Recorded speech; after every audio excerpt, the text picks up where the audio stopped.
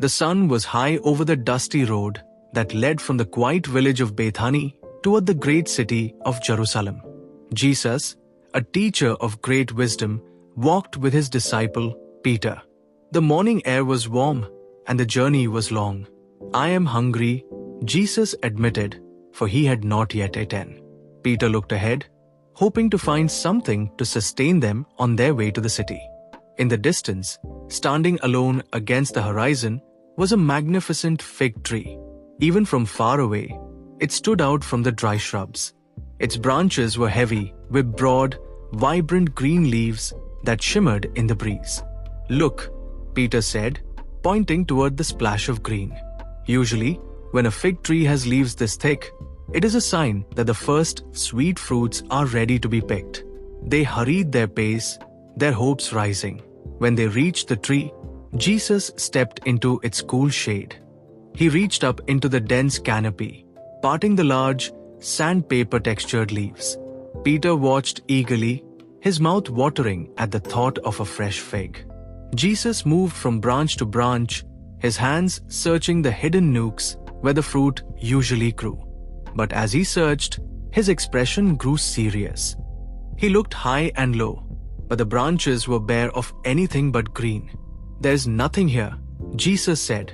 The tree had put all its energy into growing magnificent leaves, yet it had produced not a single fig. It was a tree that promised much but gave nothing. Jesus looked at the tree and spoke with a voice that carried a strange weight. "May no one ever eat fruit from you again," he said.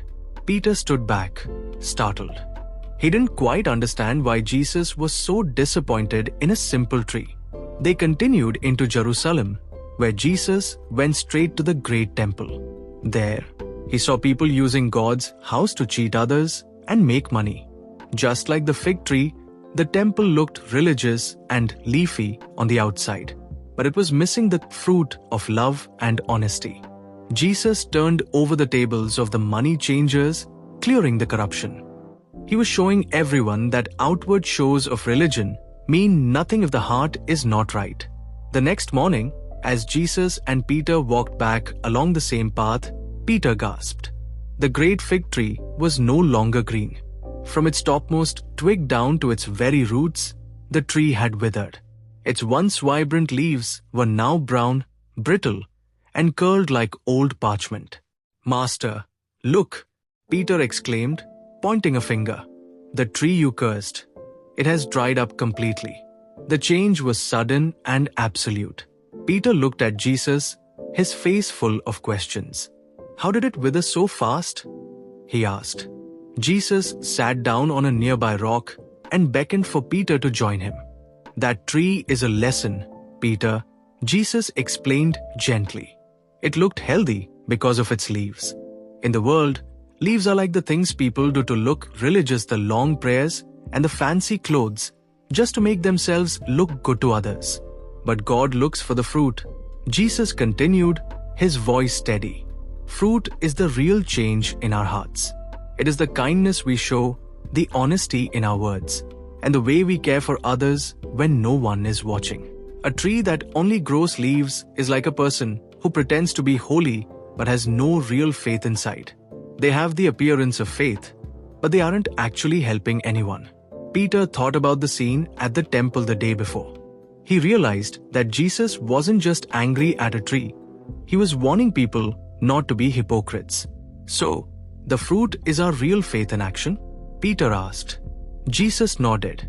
"Exactly. True faith isn't a show. It is a transformation that starts deep inside and produces good things for the world. We must be careful not to offer empty promises like that leafy tree." As they stood up to finish their walk, Peter looked one last time at the withered fig tree.